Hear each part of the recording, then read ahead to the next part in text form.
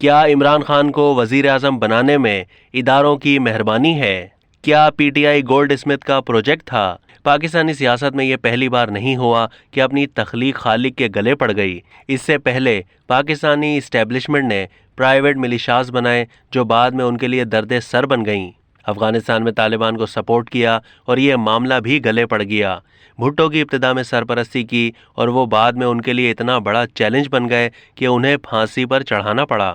بے نظیر بھٹو کے خلاف میاں نواز شریف کی سرپرستی کی اور بعد میں وہ بھی اسٹیبلشمنٹ کے گلے کی ہڈی بن گئے۔ حقیقت میں پاکستانی فوج اور اس کی ایجنسیاں کبھی ایک روز بھی سیاست اور سفارت سے لاتعلق نہیں رہیں، لیکن جو قیمت مسلم لیگ نون، پیپلز پارٹی، قوم پرست جماعتوں اور مین اسٹریم مذہبی جماعتوں کو آؤٹ کرنے کی خاطر عمران خان کو لیڈر اور پھر وزیر اعظم بنوانے کے لیے اداروں نے ادا کی، ماضی میں اس کی کوئی مثال نہیں ملتی۔ پی ٹی آئی اپنے آغاز کے وقت گولڈ اسمتھ وغیرہ کا پروجیکٹ تھا، لیکن 2010 میں اسے اسٹیبلشمنٹ نے گود لے لیا۔ آئی ایس آئی نے تب اس پارٹی میں لوگوں کو مجبور کر کے شامل کروایا، انہیں سرمایہ داروں سے پیسے دلوائے، پھر ان سے دھرنے کروائے، پولیٹیکل مینجمنٹ کی گئی۔ نیب کو بدترین طریقے سے استعمال کیا گیا، عدالتوں سے میاں نواز شریف اور مریم نواز کو سزائیں دلوائی گئی۔ پیپلز پارٹی کے خلاف بھی اسی طرح کے اقدامات کیے گئے۔ فوراً فنڈنگ کا کیس اسٹیبلشمنٹ نے ہی منطقی انجام تک پہنچنے نہیں دیا، ورنہ عمران خان الیکشن سے پہلے ہی نااہل ہو جاتے۔ اس کے باوجود عمران خان الیکشن نہیں جیت سکتے تھے، چنانچہ چیف الیکشن کمشنر سردار رضا اور سیکرٹری بابر یعقوب کے ذریعے R T S system fail کروایا گیا، پھر باوردی سپاہیوں سے پولنگ ایجنٹوں کو باہر نکال کر ان سے پی ٹی آئی کے حق میں مہریں لگوائی گئیں۔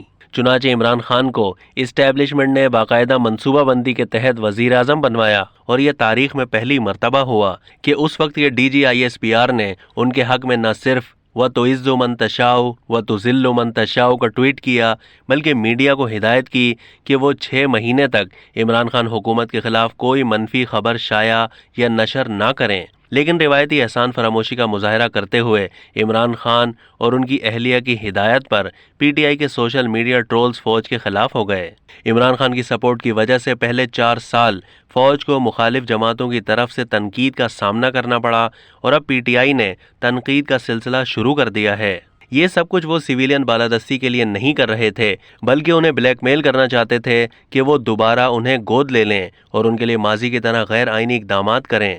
تاہم اس مرتبہ فوجی قیادت نے جس صبر اور وسیع القلبی کا مظاہرہ کیا وہ حیران کن تھا۔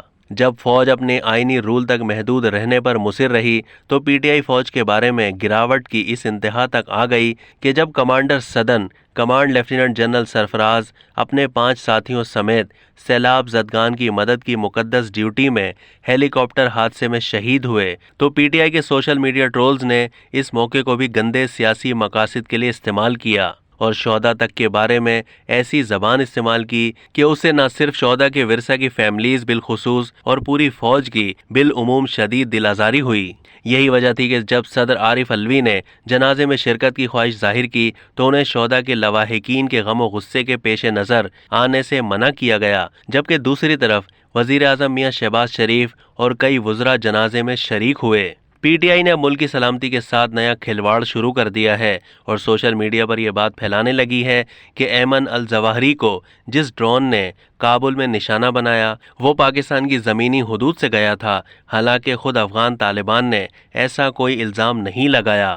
اب تک کے لیے اتنا ہی۔ مزید معلومات کے لیے ڈیلی جنگ کے یوٹیوب چینل کو سبسکرائب کیجیے۔